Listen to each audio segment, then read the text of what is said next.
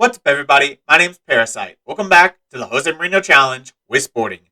Today we are at the end of the 2026-2027 season with Sporting, and we're going to go through the season review today. We'll do the season review, and we'll go through some of the Champions League stats, seeing what we can do to try to win this freaking competition.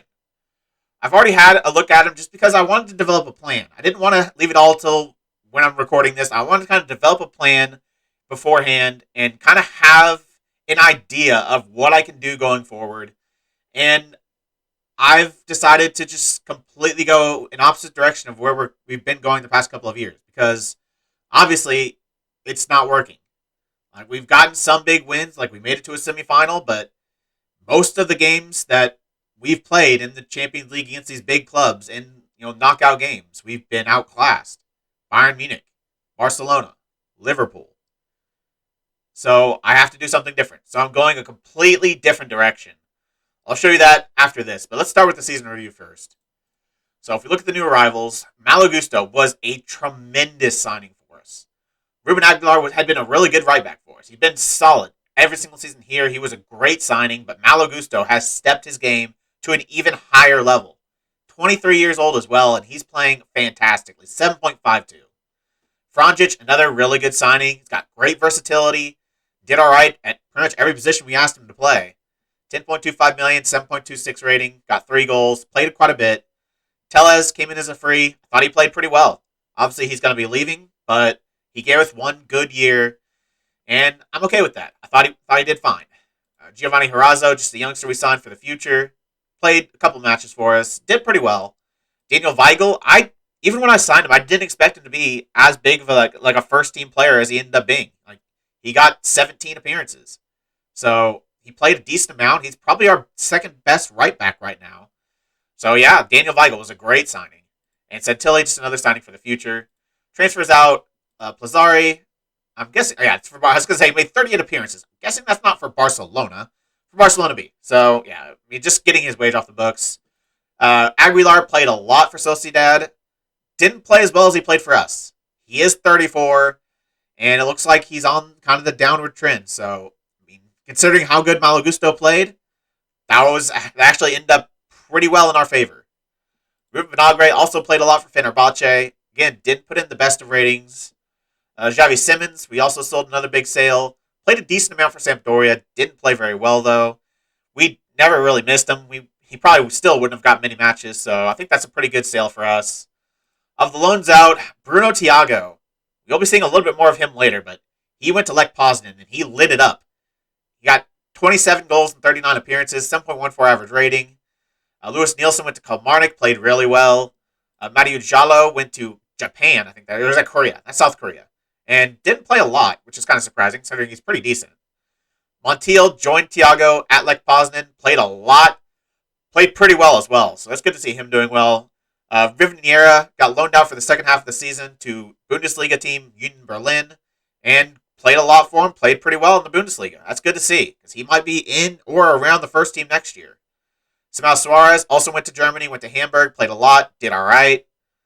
Brack Ince went to Maccabi Tel Aviv, played a lot, played pretty well, but I don't know. We've got a lot of good attacking midfielders in this team, so I don't know if he'll ever actually make it. But, alright, season results. They want us to challenge for the league, and we won it. Their expectations for next year aren't just the challenge, it's to win it. So they're raising their expectations. So, that could be dangerous, but we did win the league, and deservedly so. Only one loss in the entire season after we went all of last season without a loss. But still, we have yet to run away with this league. We had 7 draws, which kept Porto in it till the very end. Benfica with a pretty awful season for them. They still finished third, get Champions League football, but they have to go through the qualifiers. In the Champions League, they only want us to reach the first knockout round. We are able to get a little bit further than that, get to the quarterfinals, but their expectation isn't my expectation. My expectation is to get to the semifinal at least, and we didn't do that. Sesko was our top goal scorer with 8 goals. Obviously, we're knocked out by Barcelona. Had a pretty tough run-in. Inter Milan in the group, but then PSG in the first knockout round after we win our group. It's about the hardest draw we could have possibly gotten. And then a Barcelona team that kind of destroyed us. Touch de Portugal, they want us to reach the final. It was a very poor season in the Touch de Portugal. Got knocked out by Aruca, and it was in that stretch where we were just not playing well. And so, yeah, if it was any other stretch of the season, I think we would have gotten through probably to the final. But you know what, we were experiencing a blip that we usually get, and it happened to be at the same time as this fifth round match, and we end up losing. The Allianz Cup, the board don't care. I don't really care, but we keep on freaking winning it. The third straight season we've won it. Guilherme Santos actually gets the most goals. And the Super Taco, we played Boa Vista. We beat them 1-0. Tomas getting that goal. Moments to remember, the biggest win was a 7-1 demolition of Praia, their only goal being an own goal.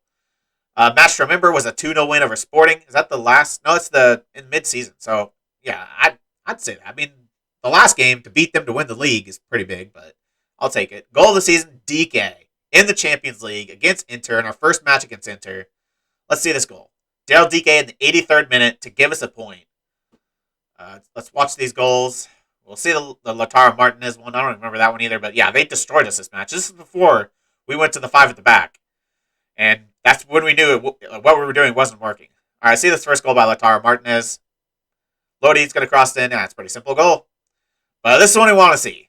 DK, goal of the season. I don't remember it. It's quite a while ago. So Tellez is on the ball. Inacio. I mean, that's pretty good. I don't know if it's goal of the season. I think even DK scored better goals than that. So I mean, I guess occasion is pretty big, but still, like on the volley, first time, pretty good finish. But I think we've seen better. Reputation still hasn't moved, even though we're consistently a Champions League knockout team. We're still not getting any raises in our reputation. Sponsorship went down by $3 million. That's annoying. Broadcast revenue went down considerably. Corporate hospitality about the same. Competition prize money went down a little bit. And match day went down a little bit. Top sellers, Sesko, Tabata, Pedro Gonzalez, Mateus Nunez, and Bergman Johannesson. How we lined up. Sesko, Guilherme Santos gets in there. Sorloth, Gonzalez, Tellez, Polina, Gusto, Ruan Inacio, Braganca at left back, and Novistich in net. The accolades. I think this is last year where I won Portuguese Manager of the Year. I don't know why it shows it from last year. It says the 2027 season, but that's 2025, 2026. I don't know. Got quite a few Manager of the Months, though. Sesko gets our Player of the Season. I mean, for the first half of the season, yes, absolutely. For the second half of the season, he might have been the worst player in the team. He gets Young Player of the Season as well. Signing of the Season, Malo Gusto. He probably should have won Player of the Season. DK was our Goal of the Season. Top goal scorer still was Benjamin Sesko with 27 goals. Tabata, the most assists for like the 5th straight year. 12 assists for Bruno Tabata. Player of the matches goes to Sesko. Highest average rating still goes to Sesko. Passes completed goes to Ugarte. No new records.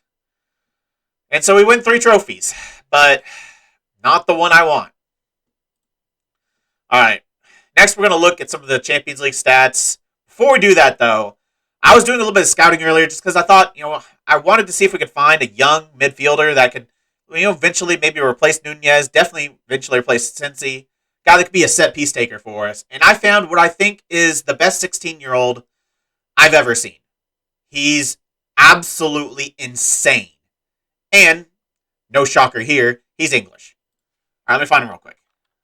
His name is Isaac Beattie, playing for Chelsea. Remember, he is 16. He's playing in the under-23s, but he is 16 years old. Like, good lord. That dude is insane. That is a 16-year-old. He's 16 and has 14 dribbling, 16 first touch, 16 passing, 16 tackling, 17 technique. Dude, he has more greens than probably my best wonder kid. And he's 16. His physical's pretty amazing. Natural fitness sucks, but everything else, like, this is the greatest 16-year-old I've ever seen. Obviously, I'd like to get him, but he doesn't want to leave Chelsea, and they're not willing to let him go for any money, so he won't be joining us, but he is stupidly good. All right, let's go through the Champions League stats. All right, we're going to start with the team stats. I'm not going to do all of them, just the ones I feel like are significant. So goals, we were 5th most goals, 22 goals. Milan got 31. They got to the final. And surprise, surprise, they're playing Liverpool, who, unless a miracle happens, they're going to win. I think it's their 4th Champions League in 5 years. Yeah, English teams aren't ridiculously overpowered or anything. Yeah, we got 22 goals in 10 matches played. Inter also played 10 matches. They got 25. So, I mean, we're still up there with some of the best teams. Like Barcelona, who scored 4 on us, scored the same amount with playing 2 extra games. So, you know what? We did pretty well scoring goals, but almost all of them were in the group stage.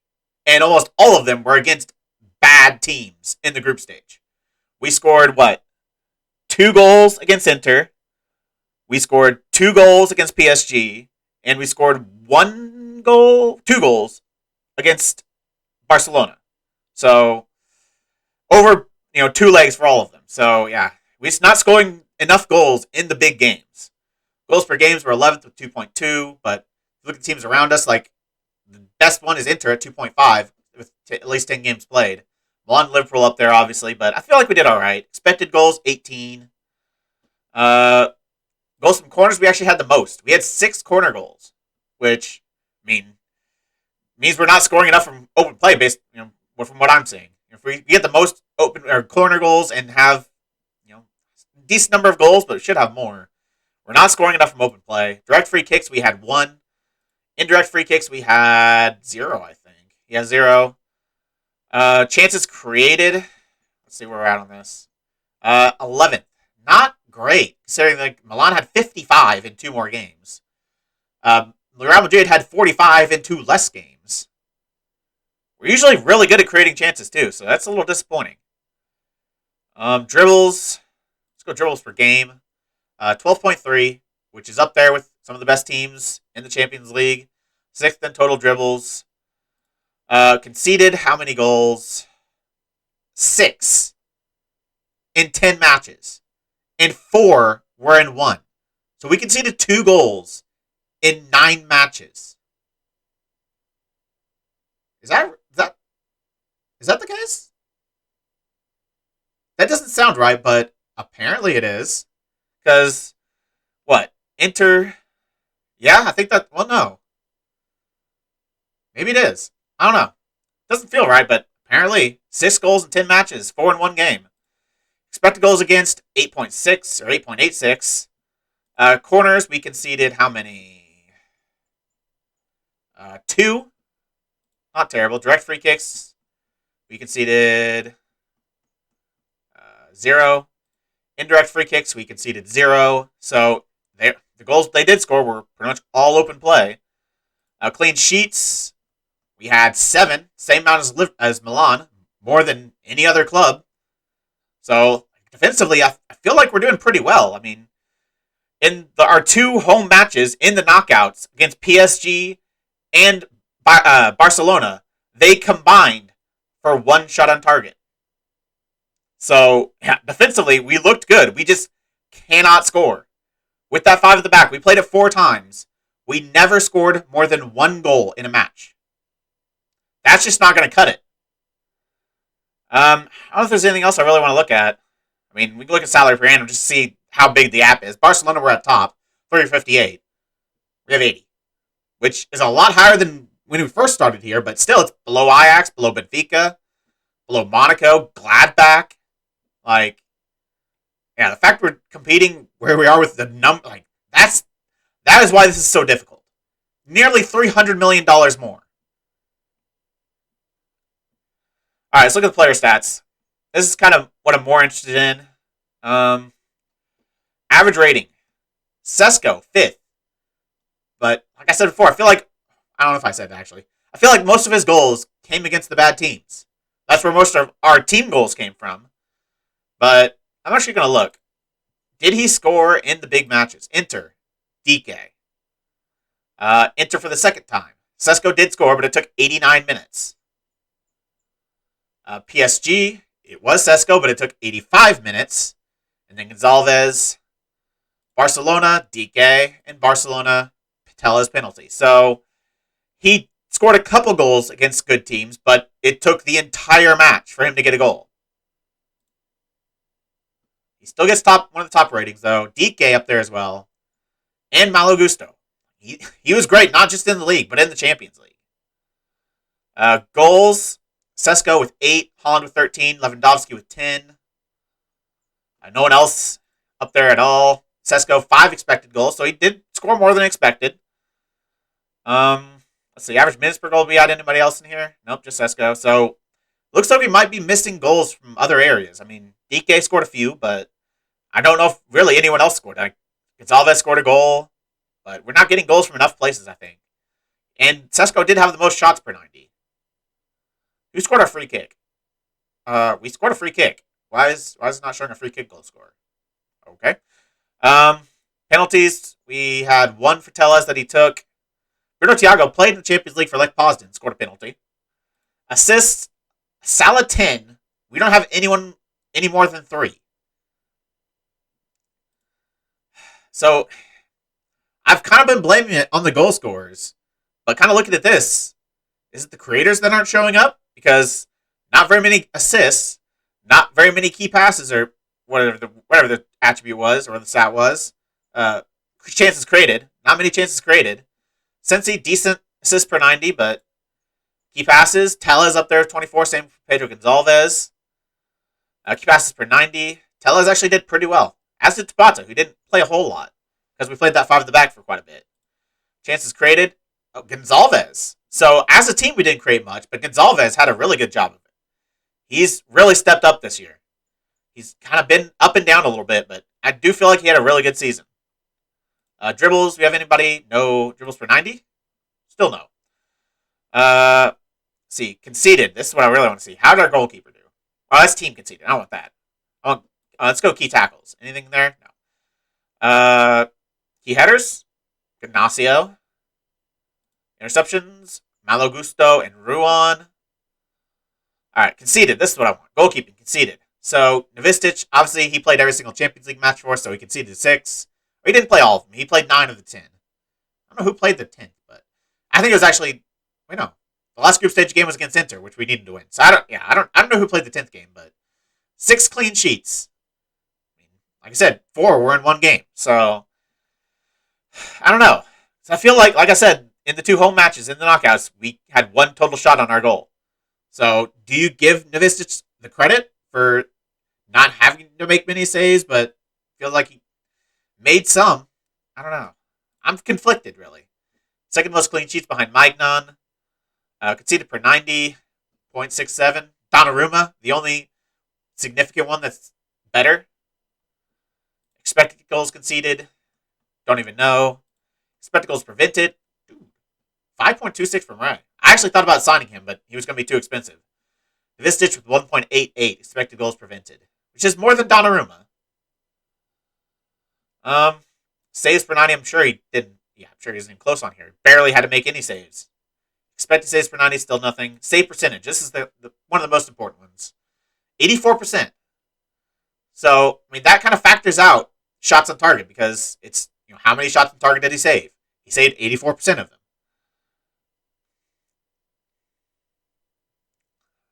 I thought he might be the guy we need to replace. I really didn't expect the save percentage to be this high. But, I mean, I feel like I'm being blinded a little bit by that 4-1 to Barcelona, because other than that, I thought he played well. Like, the numbers say he played well other than that. It's just that one match kind of is a glaring red flag. But I don't know if we can actually replace him with a better player. And we've got some youngsters. Giovanni Herrazzo. He's already pretty good, and he's got a lot of potential. So maybe it doesn't make sense for me to buy big on a goalkeeper. Maybe just need to give him time to develop. And that's kind of the thought process I'm going with for going forward. All right, so now it's time to reveal my plans for next season. So we've got 3 tactics. I think the 4-4-2 diamond, I don't think we're going to see much, if anything, from it this season. It's done well in the league, but it's just never performed in the Champions League. And so there's no reason for me to really keep playing it. I want to get the team familiar with the tactic that works in the Champions League. So we've got this one, of course. This asymmetrical seemed to do pretty well. In that second match against Barcelona, we played this just a little bit differently, and it played pretty well. But I still don't think this gives us the best chance, mostly because I don't think it maximizes the best of the best players we have. Obviously, our second tactic, we're still going to play this 5 at the back. I think for right now, this still gives us the best chance of maybe getting to a final, maybe winning it. So for now, this is what I'm going to go with. But I've created a third tactic, one that I'm probably going to play for the majority of the league season at least for the easier matches. I'm probably play this against like Benfica and Porto, this just in the Champions League against the big teams, and then this third one for almost every other occasion, because this is the tactic I think can win us a Champions League. I think this is a tactic that maximizes the best players we have at the club, not just first team players, of all players we have at the club. I took some time, looked down, just kind of analyze where we're at, who I need to focus on, who can give us that edge, because guys like DK, guys like Sorloth, they're great. They put in good performances. We saw that DK had one of the best average ratings in the Champions League. But they're never going to be superstars. They're never going to be elite. So I need to try to groom players that can. They're going to be good, but I don't think they're going to be able to be good enough to put us over the top. And that's kind of what we need. So I've created this third tactic. It's a little bit dangerous because we have 3 strikers, but we have 3 really, really good young strikers at this team. And they all, I think, can be world class. And we can't really say that about most other youngsters we have. So we need to use them. We need to maximize their talents. And they can't play anywhere but strikers. So I think this is what gives us the best chance. I've saved the squad that I think is going to be the one that I'm going to focus on. Called the Narrow 4-3-3 Future. Because this is the future of the team. Like, these are the players that I'm going to be playing in the winnable league games to give them as much game time to develop as possible. Because they're pretty good right now. Right now, DK and Sorloth might still be better options because they're known quantities. They've done it before. They've performed, but these guys could put us over the top. So the team we're going with, the team we're going to look for, is this one. Sesko is going to stay in there. Obviously, he's scored the most goals for us this year. He's got 4-star potential, 3-star current ability, 23 years old. He's not developed like we hoped, but he still has time. And he's on 120K a week, so he kind of needs to. So he stays in there, but he's going to be joined by 2 regen strikers. First, one you probably know a little bit more, Oscar Gonzalez. Been in and around the club a little bit this year. Mexican international, 3-star current ability, 4.5-star potential. He's developing pretty well. His physicals have gotten a lot better. That was his real big problem coming in, is he had pretty poor pace and acceleration. They're starting to get up there. To go along with his 16 finishing, 17 off the ball, 17 anticipation, 15 composure. Like, just looking at the numbers, he's as good, if not maybe a little bit better than DK, but we know DK performs. So it's kind of a risk to focus everything on this guy, but I think if we're going to win the Champions League, it's going to take him being even better.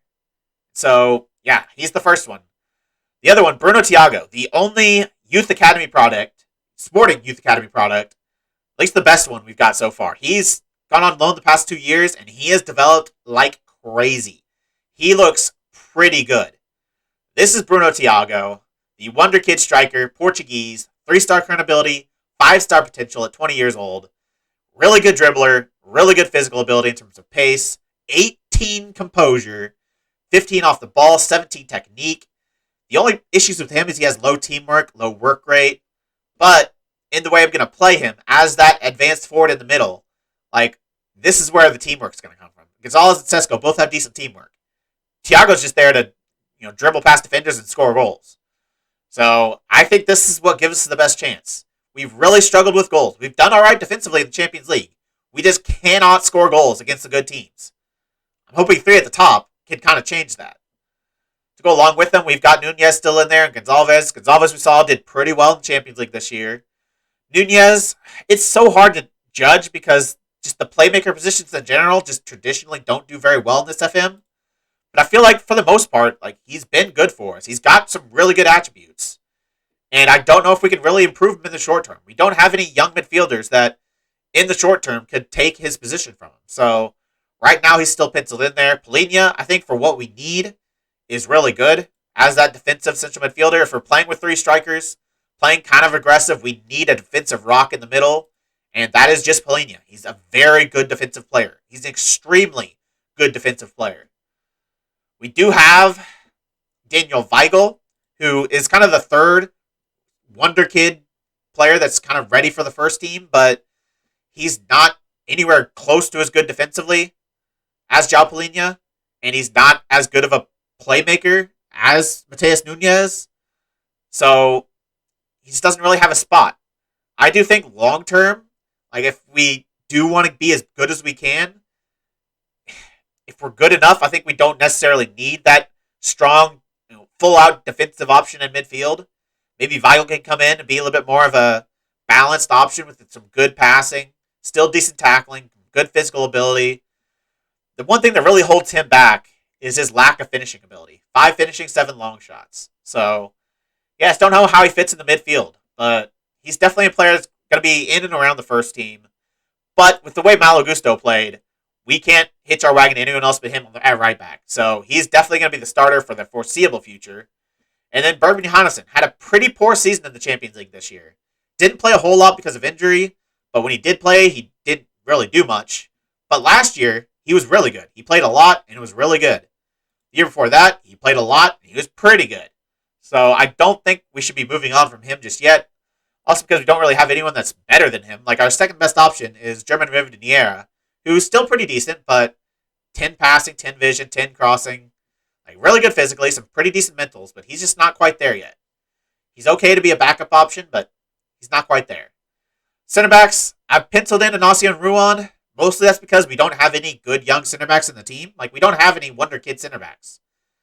So we kind of have to roll with these guys. Ruan, I feel like, played pretty well in the league and the Champions League. 8 starts in the Champions League, 7.41 average rating. So I do think we can do it with Inacio and Ruan as our center back pairing. Inacio, 9 matches started, 2 goals, 7.38. And then obviously in net, Horazzo. He's pretty good right now, 5-star potential. He's not as good of a shot stopper as Novistich.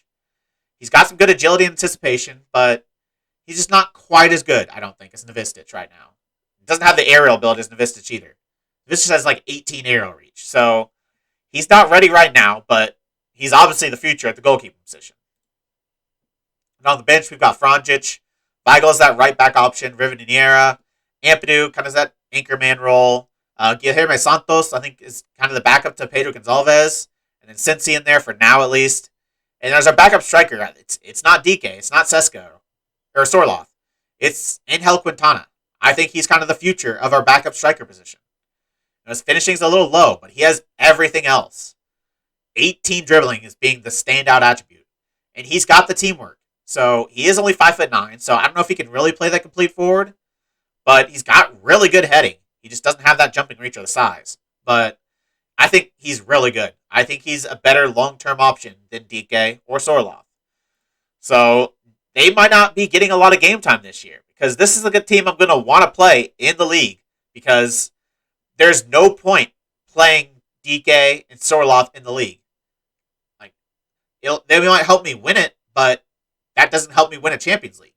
Because giving them more game time isn't going to turn them into superstars. Because they just don't have that kind of potential.